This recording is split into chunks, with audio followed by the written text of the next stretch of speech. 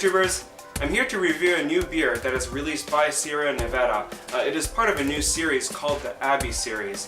This one here is their Ovila Dubbel. It is a 7.5% Belgian Abbey style double. This series that they started is in collaboration with this abbey called the Abbey of New Clairvaux in Belgium, and this is something that both of them put together. They're going to be having two more after this. This was released in March 1st, 2011. They're going to have a Saison release in July 1st, and their quadruple is going to be released in November 1st of this year, 2011. So I'm really looking forward to that. So let me go ahead and open it up and show you and tell you how it smells and tastes, alright? So anyways, this is something that the main brewer, Ken Grossman, has always wanted to do, supposedly. And it's during the 1980s that I read that he was just touring around a lot of the Trappists in Belgium, and he just was really interested in doing it. So anyways, he finally did it. And you know, I don't think Sierra has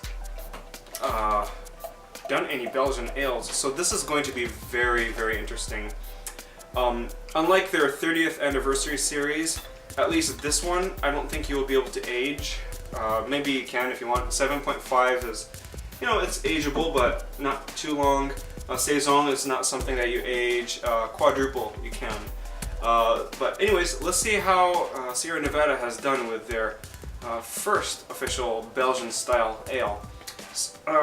So the color, it's got this brown amber color to it. Really nice color. It's just has a nice brown rose color to it. Somewhat cloudy. Got a finger's worth of head happening here. Let me check the aroma. Yeah, you know, it smells like a standard Belgian double. You have some of that caramel, some light raisins going on. Almost not really brown sugar per se, but something along those areas with the darker fruits and lighter raisins. Yeah, it looks really nice. I like the looks of it, and the smell of it is definitely good as well. So let me go ahead and give it a try here. Kanpai.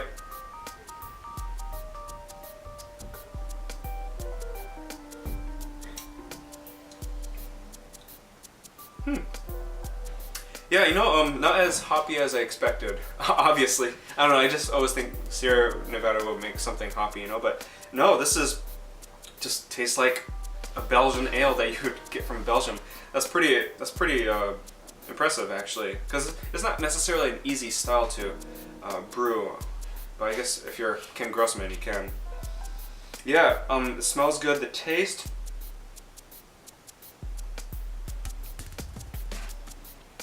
It's very smooth. It's a smooth. Yeah, it has that, you know, the carbonation produced by the Belgian yeast. Somewhat light in the mouthfeel. The taste is like medium light. There is not too much strong flavors, but then again, I think compared to a lot of Belgian doubles I've had, you know, even including the American Omegon, as well as other doubles I've had from Belgium, it's actually somewhat close to it. So it's definitely right on with the style. This is definitely not a big tasting beer, but it's actually quite enjoyable, well balanced. There's no off flavors. It's got a nice taste, and yeah, I don't know. I could spend a little more time on this, but I think this is actually like a B plus A minus kind of beer. That's what I think. That's what I rate.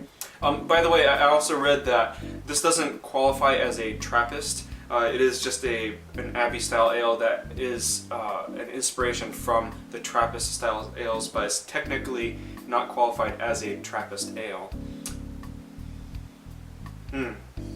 Yeah, actually, you know, like tasting it and then smelling it again, you could really enjoy it a lot more. It's kind of like you go back and forth, and you really get all around flavor of the beer. But it's, like I said, it's not too strong of a flavor. If you're looking for something that's unique or something bold, it's definitely not it. So I can see how some people may think of it as like a B level beer. Not necessarily a B level beer doesn't mean that it's a bad thing. Just to let you know. Of course, there are expectations, so sometimes a B plus could weigh more than another person's B plus. But anyways, I don't know. I think there's definitely nothing wrong with it. It's just not something that just blow you out of the waters, you know. But I'm actually pretty surprised that Sierra Nevada brews this kind of style very well without putting in like an American influence. It's just like a textbook example of a Belgian double. So if that is something that you're looking for, if you're not looking for something too strong, and you know what, I'm just noticing, I don't get, sometimes I get this annoying bubblegummy or just lingering like sweetness at the end, you know, like a lot of times you just have that, I don't know, sweet and low kind of sweetness like you sometimes get from drinking Coca-Cola. I don't get it from that at all. It's actually, it has a nice finish. It doesn't cut off. It doesn't linger on annoyingly. It's actually a really nice, well-rounded flavor and experience. So yeah, if you're looking for something like that, I highly recommend checking out the Ovila. The price is actually not too bad. It's $8.99. At least what I get at Whole Foods is $8.99. So yeah, that was the Sierra Nevada Ovila. Thanks so much for watching, and maybe you'll see me do one of their beers again in July and in November as well. In the meantime, I'll see you guys in the next beer blog. Kanpai!